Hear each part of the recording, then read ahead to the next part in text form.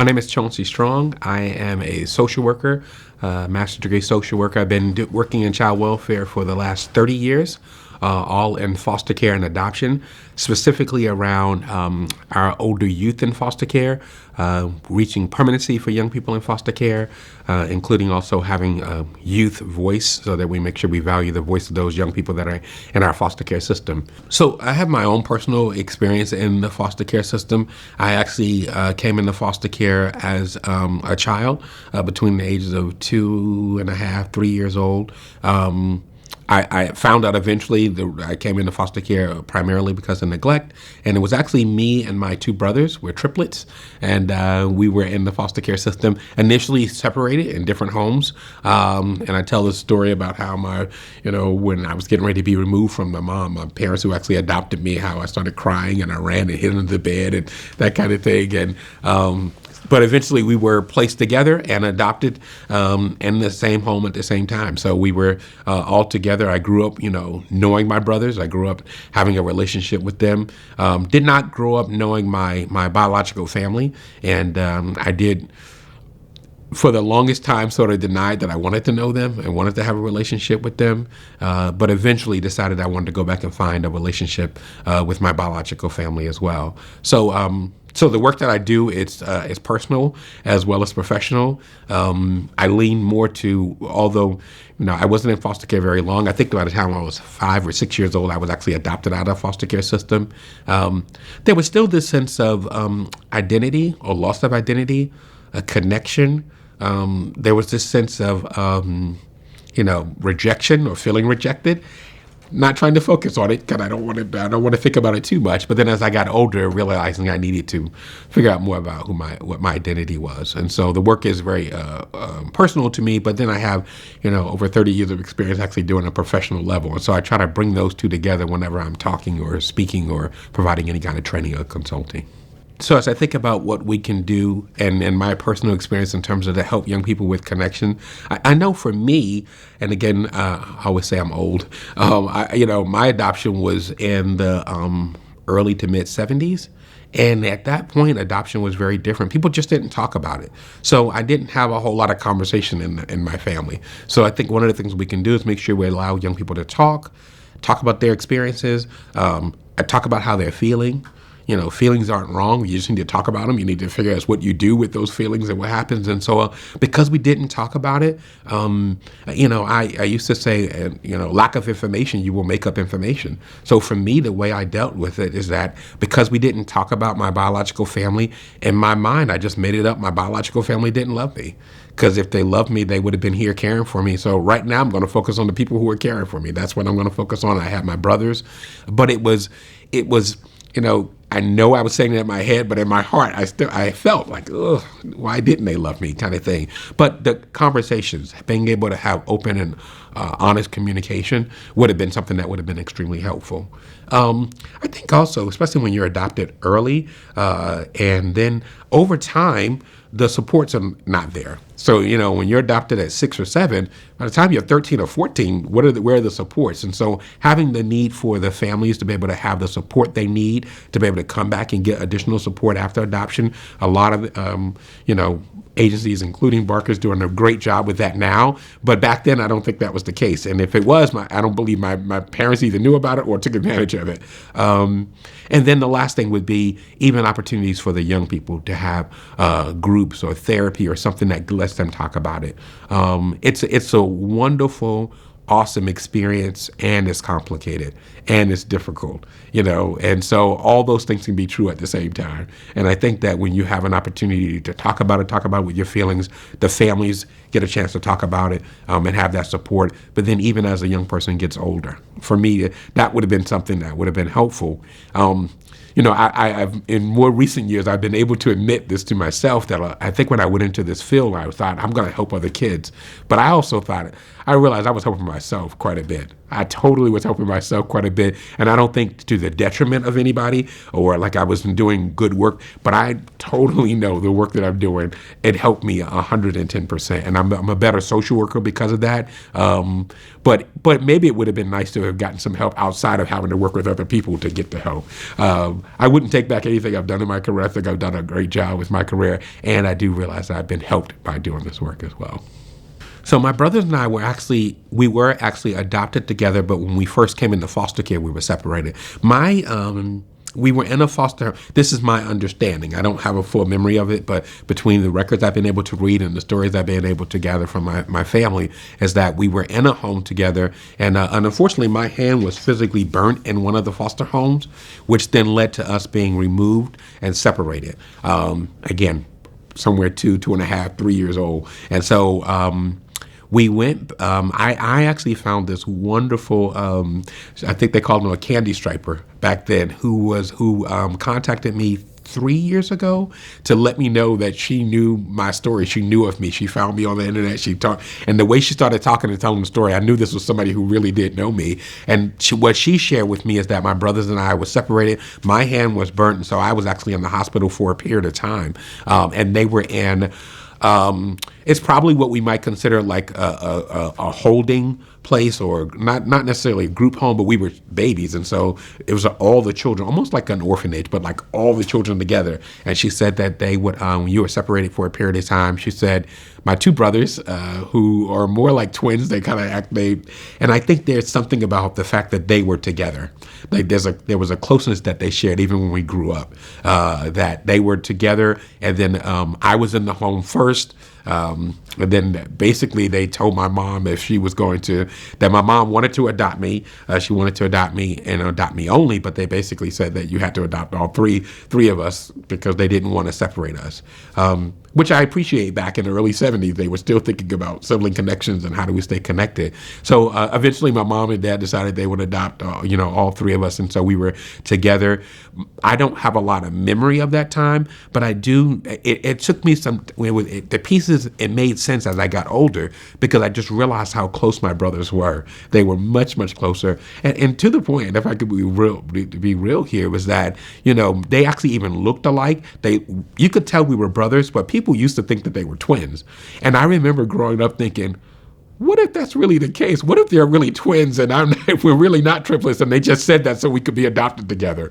And so there was that in my mind. In my mind, I thought, yeah, we probably are. But boy, I'd like to know. And when I found my biological family and have these awesome, wonderful pictures of us being, literally days apart in my mom's arms. And so, yeah, proving and showing. In fact, we were one of the second or third set of triplets born in New Brunswick, New Jersey. So we made the paper that way. And so, but the fact that I even had that doubt in my mind, that's what if we were not really triplets? But there was something that was in the back of my mind. They seemed like twins. A lot of people thought that they were twins, but I was glad to know, no, we're triplets. we're good to go. But that connection was important. That sibling connection was important. So in child welfare, we've come a long way with sibling connections and the importance of siblings, and not just by saying it's important to do, but really taking active steps to keep siblings together. We know that siblings are usually your longest lasting relationships, right? Your parents, and usually will maybe pass away before you do in terms of age. Even if you get married, you meet your spouse well after you've met your siblings. So your siblings are your longest lasting relationship. And many of the siblings that are in care, especially if they're not removed at the same time, sometimes they could be removed and others could stay in the home. There's a sense of, again, losing that connection with our siblings. So what we really try to do is, one, I think there's more efforts to recruit families that can take siblings, whether it's a small sibling group, 2 or 3, and then we even have larger sibling groups, 5 and 6 at any given time. So we're doing more to recruit families for stuff, but we're also doing more that if for whatever reason the siblings have to be separated, we're making a plan in terms of how visitation should happen, and then how can we bring the siblings back together? How do we make sure that we keep connections with them while they're apart, but then what is the ultimate plan to bring them back together? Siblings, I mean, when we think about just where there was all kind of reasons initially why we needed to separate siblings. Some of it was sibling rivalry. They don't get along. We need to really separate them as if that's different than any other family. Sibling rivalry is real regardless if it's a adoption situation or foster care situation or not. There's issues that, especially an older sibling, maybe have a negative impact or influence on a younger sibling, so the behavior problems are there. And so because of that, we really need to separate the siblings so that they can, they won't be influenced by each other. And we realize now, I think that a lot of that thinking is flawed in so many ways, that siblings, when they're separated from each other, the anxiety that can come up with young people, the loss of connection. And then we have what we used to call, and I still think we use this term every now and then, what we call the parentified child. So we had the child who's maybe 3 or 4 years older than their sibling. And so they were taking care of their siblings, and now they're separated. And the anxiety and the thoughts around not being able to care for their sibling or protect their sibling anymore. So we've come a long way with the sibling work. Still more to go. One of the issues that comes up a lot of times in young people in foster care is that they're siblings from different mothers and fathers, and so they may share the same mom but different fathers. And then the fathers are either, maybe if a father's side of the family steps up for one sibling and is willing to take that sibling but doesn't know the other. And so even when we're working with our kin families, we try to talk about they're still siblings. There's still a connection there, especially if they've been in the same home. So we've come a long way in terms of improving how we're working with our siblings. We still have more to go. I think there's a long way to go to continue to, sibling separation should not be the first thing on our mind. It should be, how do we make sure the siblings are staying together? In terms of even growing up and knowing my brothers, when we actually went away to college, we went away to different colleges. I went down to North Carolina. One of my brothers went to Maine, and the other one went to Alaska. You can't get any further apart than that in terms of siblings being bonded. But there was always this connection, to the point that my brothers, within a few years of each other, they actually found their way back together and lived in Idaho for many, many years. And then we lost a little connection with each other. This was before cell phones. This was before pagers or anything like that. We literally, the only way you got a chance to talk to somebody is if you had enough money on the payphone, to talk with them. So that there was a sense of a little disconnect for me, and I was growing up, especially right after college and in grad school, and then I was able to reconnect with them, and to the point, I say a disconnect. I was disconnected to the point where I actually had to try to find out where they lived. I really didn't even know where they had moved, and I was really shocked to find out that the Salvation Army did that type of work. They actually helped people who were disconnected from each other. So for me, that feeling of not being able to find my brothers, what was difficult and stressful, right? I know they're out there somewhere. I honestly, I hope they're still alive. I hope they're doing well, but we just had become disconnected. And I remember thinking, how can I find them? What's the best way? And so and again, this is all before the internet and doing searches. I'm not even sure why, but I somehow just contacted the Red Cross, and they were able to put me in connection with them. Within minutes, I had their birth dates and their social security number, so it didn't take long. Within a few days, they were writing me saying, we've located your brother. But when there's a sense of connection, because I talked about my brothers all the time. I talked about, I'm part of a triplet, and I talked about my brothers and us growing up together. So there was a real sense of, of being disconnected and what's going on with them. It was interesting when we did get connected again. We would talk about different experiences that we all had experienced in our lives. And it was almost eerie that we had gone through some of the same things, and sometimes around the same time. Even when we were all separated, we talked about our experiences. Then when they came back together, they could say, had you ever dealt with this? And I was like, oh my, yes, I have. So there's a real sense of connection with that, with young people. I think for me, one of the differences was a couple of things. One, I knew that I would be able to find them eventually. If it was no more with the work that I was doing, and I talked a little bit earlier about when I was helping other young people in foster care, I was really helping myself, and part of my job was to help young people connect to their families. So I realized that I could probably figure out where they were, but the sense of loss of connection, because at that point I had not relocated my biological family, and my mom and dad had separated, so I was really only connected to my mom. So the only person I was connected to in the world at that point was my mom. I had some distant cousins here or there, but it was my mom. mom. So when you start to, I talk about it all the time, there was a sense of loneliness, feeling like I'm alone in the world. Trying to fight through that so you don't get into a state of depression because you feel like you can't find your siblings and you can't find that connection. And so I always knew I could find it. I just had to figure out how to do it. And was just so grateful that I was able to do it and feel, stay connected with them, got reconnected with them. So when I think about my mom and dad adopting all three of us, and I think about the story of how it came about, that was not their desire. I always say that they had 4 other siblings in the home, a sibling set of 4 actually, and so their desire to have 3 more was not the case. But when they made that decision, and while they didn't stay together long, I think by the time I was 7 or 8 years old, they were separated. The decision to give us a family, or to give us a family where we could be together, was big. And so, I often think, and just as sometimes when you grow up, sometimes everything is not perfect in the home. And so we were rebellious at different times, and sometimes we were unappreciative. And I always feel like that saying is so true. But the older I get, the more I realize how wise my mom really was, and that, putting us together, keeping us together was the smartest thing that I think she'd ever done, and that helped us keep that connection. I can't imagine as appreciative as I am to my mom that even the social worker wasn't going to allow us to be separated. And then my mom was able to say, yeah, we do need to keep them together. They deserve to be together. This is the only family they have right now, the only family they know right now. And so they need to be together. So I have a real sense of appreciation and gratitude for parents who are willing to keep siblings together, keep connection with siblings, because it's more natural than not. For siblings to be together, it's more natural than not for them not to be together.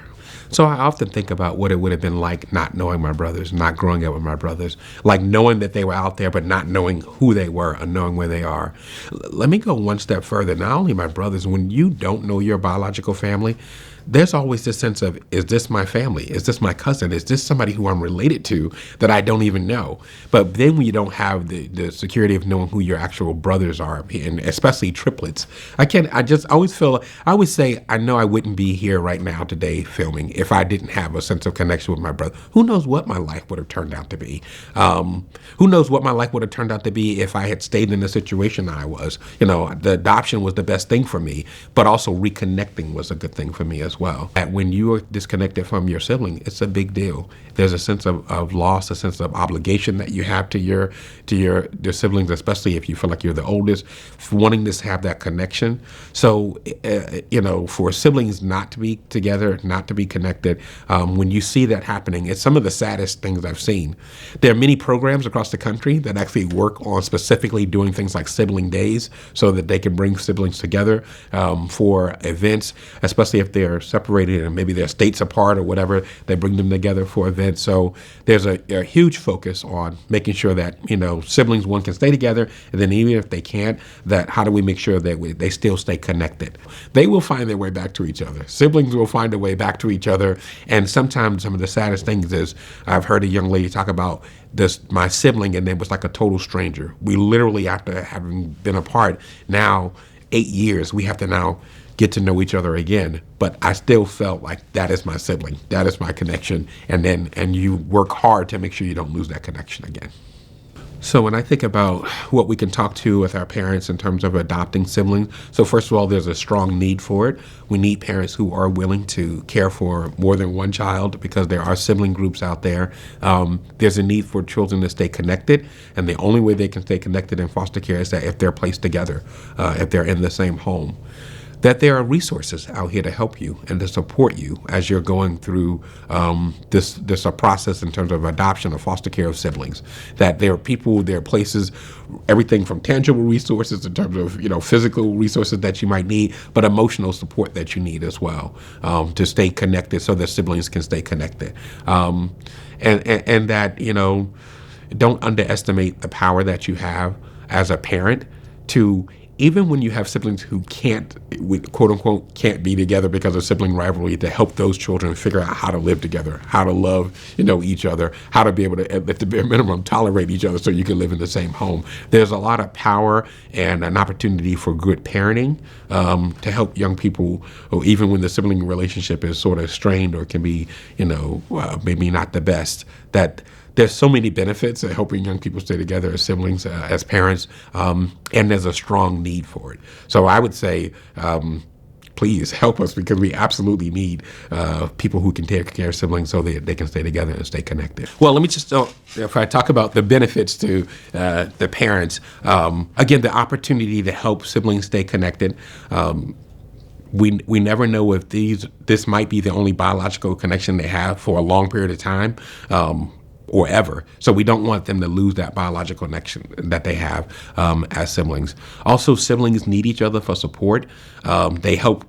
They're going through the experience at the same time, so they actually have a chance to support each other. And when they're separated, again, that sense of being alone, that sense of not being able to care for or protect your sibling is really big. I just think that the benefit in terms of, again, being able to parent two people who maybe you didn't give birth to, and then being able to show them, again, that we can love each other, we can stay connected, we can be a family, and that you deserve to be with a family, and you deserve to be with your sibling, and anything I can do to help you with that.